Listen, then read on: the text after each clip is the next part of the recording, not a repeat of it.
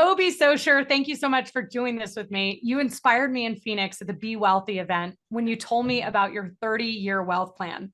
First of all, the fact that you're 32 years old and that you're so focused and that you have a plan was impressive.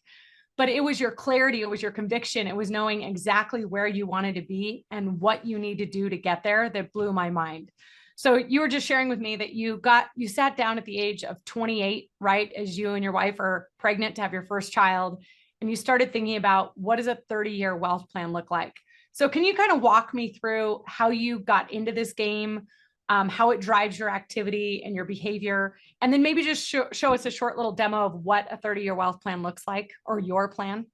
Yeah, 100%. Thanks for having me. Again, my name is Soer. I'm out of Cleveland, Ohio. I run two businesses. I'm the CEO of Speedy Offers. We're a cash offer business. And I am the co-owner and partner of the Soer team, which is a traditional real estate team. Just to give you an idea on like numbers of who I am, am I worth somebody to listen to for just a second?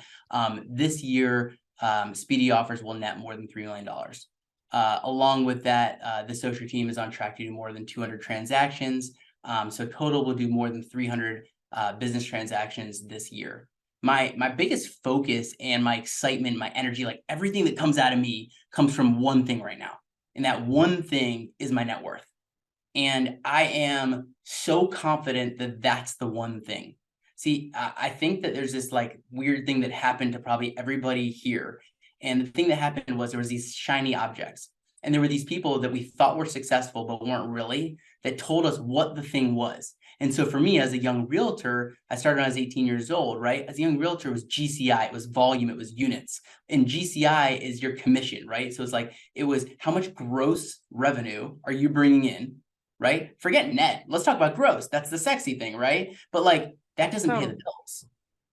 And so, what's your volume? What's like, and I was always chasing that dream. Like the shiny object was the award for the most gross rev, right? The most units done. And now it's like, why aren't we talking about like, hey, this guy has proved that like he has done the most in net, like net.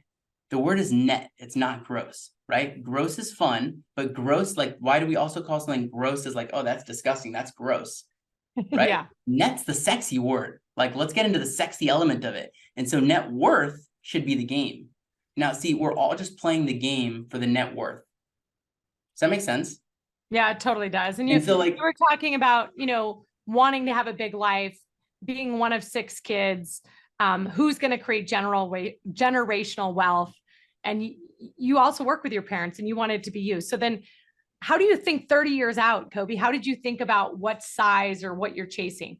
Yeah, so essentially I hired a business coach, and the whole coaching was around building my 30-year plan and then creating, a tracking system around it.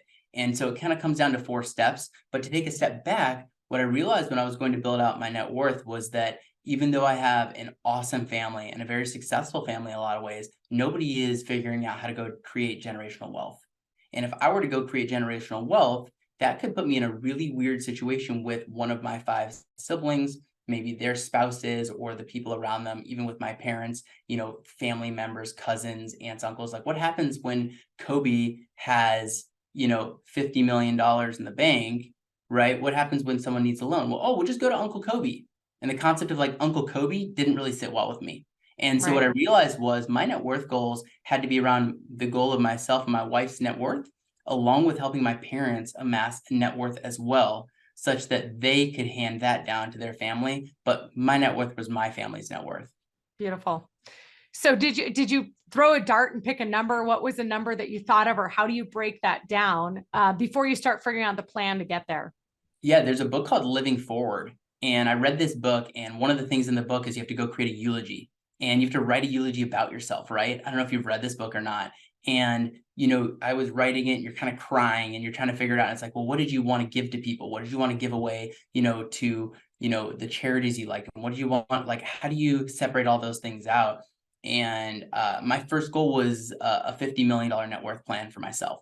And then I kind of ran the math on that. And I'm like, well, if I did 2 homes a year for, I don't know, $250,000 a home for 30 years, that would be 50 million. That's not very exciting.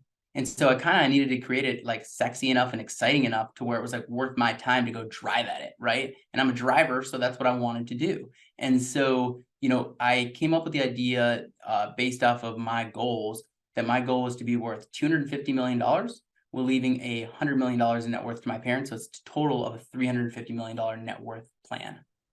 It's incredible. Can you share your screen and show us the plan just real briefly? So that Yeah, 100%. And I'm just going to scroll you up. So here we go. And here's the assumptions. This is an older one. We do have a fresher one. And maybe at some point you'll let me teach something else that would allow me to dive deeper into this. But here's my assumptives. So rentals grow at 6% a year, stocks at 5% a year. Interest rates at the time, 5%. We thought that would be a really great idea. Like, oh, they'll never go to 5%, right? And then, multifamilies at 6%. Now it's like we'd all die for that, right? Okay, so then some of these properties were split 50-50 between my parents and myself. And by the way, I am in business with my mother, so it does make sense, right? She's the CEO of our retail team. So this is where I was at the time. I needed to buy some properties, and to equal that, this is the property growth, right? At 6% over time, going sideways, going down. Each of these gray blocks were the years. So this is what I needed to buy in year one. I needed to buy a bunch of homes. And by the way, reasonable homes, right? Like, I don't know, $90,000 to $100,000 each year in each property. Like, that's totally reasonable, especially in the Midwest, Cleveland, Ohio, where I am. Going down, we added in a couple multifamilies. So I bought, a $500 or $1 million building and, $1.25 million building, growing a little bit with buildings along the way. By year 6, really only buying buildings, right? If you can't find a way in 6 years to buy buildings when you bought the amount of property you bought in the past, cash flow wise, I think we have bigger issues, right? And so going into buildings, none of my buildings ever get to more than $10 million property price point wise. After 30 years, stopping, right? So this is as if I don't buy a property in 30 years. So I end up being 59 years old and I choose not to buy another property. Now we roll down and we'll see here, these are the totals. So if I didn't have any debt on the property and I just bought in cash, this would be what your net worth was, right? So then we move down from here and you see up here, we see liabilities. Liabilities, these are my loans, right? So these are the 30-year amortized loans. You have to Excel sheet that in. You go down year by year and we bring ourselves down to the bottom. And this is just a quick brief overview, right? And, I'm sorry, I'm going to just move to this tab. So we bring ourselves down to the bottom. And my goal was in 2021 at the time to be worth $541,000, right? Kind of cool, kind of not cool. So somebody in the right room might be like, that's peasantry. And somebody in the right room be like, damn, that's awesome. And so, I was excited by it, but not very thrilled by it, right? Like I wanted to be worth way more than $500,000. And who knows how much I was milking that $500,000, right? Like, are we adding the watches in there? Like what's in there, right? And because you have to have fancy watches as a lender and a realtor, right? Like that's a big element of it. As you scroll to the right, this comes up to be net of debt. Net of debt. So right here, your net of debt, you end up at $250 million in 30 years. Thank you for bringing me back. So, but I want to show you what's really cool, okay? I think the coolest element of this all is this one factor, is that by creating this, I got to figure out where I was. Now, if we get to 2023, my goal would be to be worth $1,259,000. Today, I am closing in on $5 million of net worth. And so what's really cool about this, right, is like, and let's just like, if we're just talking between you and I, like $5 million, that's kind of sexy. Like at 32 years old, now somebody in the room might be like, yeah, it's okay. But like, let's see where it gets to, right? So what's really cool is I'm living 3 years forward in my net worth plan. And so I just want to show you one other thing, if you don't mind. Is that okay? Yes. Okay, so I'm just going to jump in to one last thing. And I just want to just show you this. So here's the game. Here's the plan. You go create a 30-year net worth plan. Gary Keller says, if you're not tracking your net worth, you're not really even in the game, right? So first you go create, okay, what am I worth today? Go figure that out with a balance sheet. Next, what do you want to be worth in 30 years from now? You figure that out. Is it 5 million? That's okay. Is it $1 billion? That's also cool and okay. A little cooler than 5 million, right? Then what would it take to actually get there? I would just throw one thing in there before I say track it, is when you figure out what it would take to get there, I want you to ask yourself the question of, am I willing to do that work? Yeah. Right? Like if I were an incredible athlete, right, it doesn't just equal me getting to walk on and play the sport.